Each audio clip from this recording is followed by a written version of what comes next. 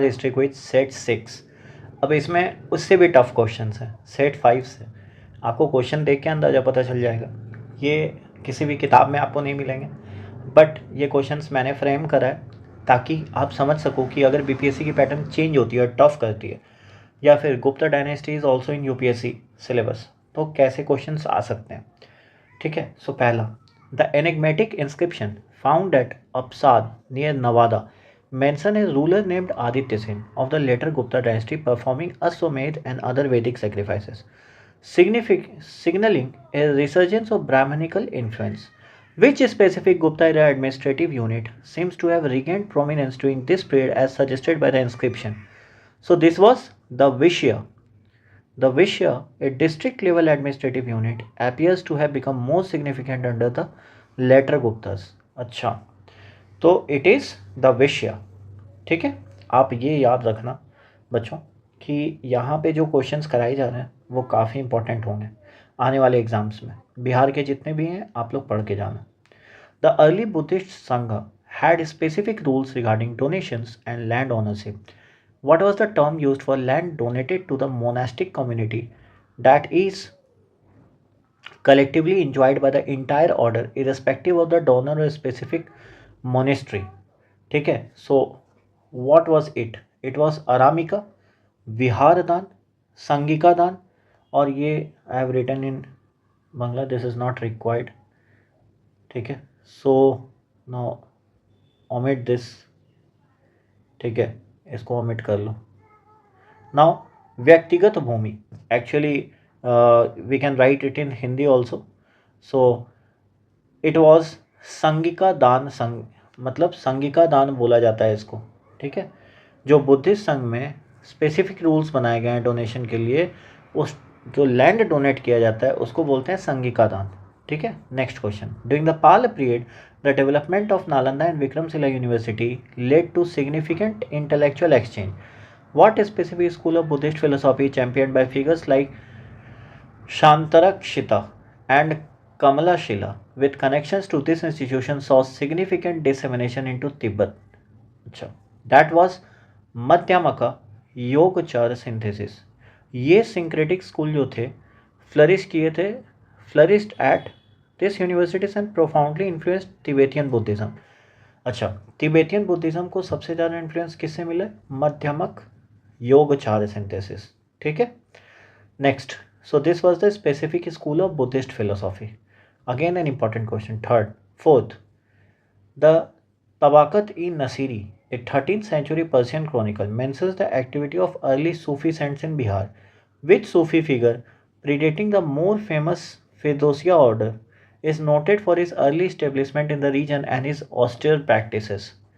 So his name was Maulana Minhajuddin Rasti. He is considered one of the earliest significant Sufi figures in Bihar. क्या नाम था? मौलाना Minhajuddin रस्ती। Next question. Sher Shah Suri currency reforms were revolutionary. Besides the rupee, what other significant metallic coin, often used for smaller inscriptions, did he standardize and introduced? तो ये था the dam. ठीक है, the dam मतलब the copper dam became a standard coin for everyday use. ठीक है, शेर शाह सूरी ने introduce किया था, उसका नाम क्या था कॉइन का? The dam. During the Mughal period the administrative division of sarkar was further sub divided into parganas. ठीक है, what was the primarily official responsible for revenue collection and maintaining law and order at the pargana level? So उसका नाम क्या था? The chaudhari. The chaudhari was a significant local official responsible for revenue matters and local administration. Next, the early English factories in Bihar face challenges not only from local authorities but also from other European powers. Which specific incident in Patna in the mid 18th century highlights the tension and conflict between English and Dutch? So this was a dispute over trading rights for saltpeter, leading to armed confrontation. Competition for the lucrative saltpeter trade often led to clashes. ठीक है, तो लड़ाई किसकी वजह से होती थी English और डच में? सॉल्टपेटर को लेके, जिससे गोला बारूद बनता था। Next, the tribal uprising in Bihar during the colonial trade were diverse in their causes and leadership. The Kharwar movement of the late 19th century, primarily among the Santals and Mundas in parts of Bihar, was distinct for its emphasis on what? So it was social reform.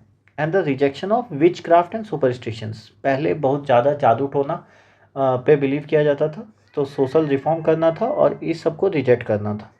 So the Kharwar moment focused on internal social and religious purification. ठीक है, next, the early trade union movement in Bihar saw the emergence of various labor organizations. Which specific union formed in the early 20th century primarily represented the interest of railway workers in the region? So it was the East India Railwaymen's Union. Railways were major employer and specific unions for railway workers emerged early. तो हम बिहार की बात अगर करें तो basically कौन सा था? The East Indian Railwaymen's Union. Next, during the Quit India movement, acts of sabotage and attacks on government infrastructure were widespread in Bihar. Which specific railway line became a major target of disruption by the revolutionaries in the state?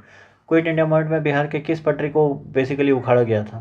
तो east India railway line था, जो कलकत्ता से दिल्ली वाला जाता था through Patna.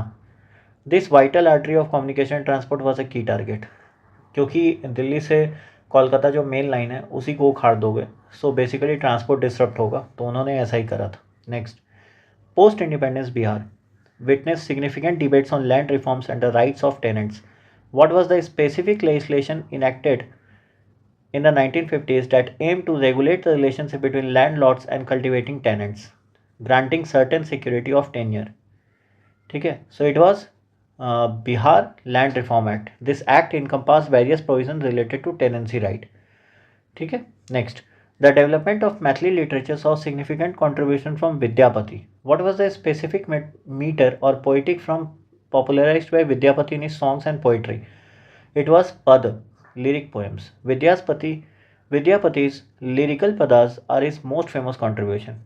Next, the archaeological site of Vikramshila has gilded terracotta plaques depicting various Buddhist deities. Which specific Tantric Buddhist deity, often associated with wisdom and destruction of ignorance, is frequently represented on these plaques? So, name is Manjushri, a prominent deity in Mahayana and Vajrayana Buddhism associated with wisdom. So, name is Manju Shri. Okay?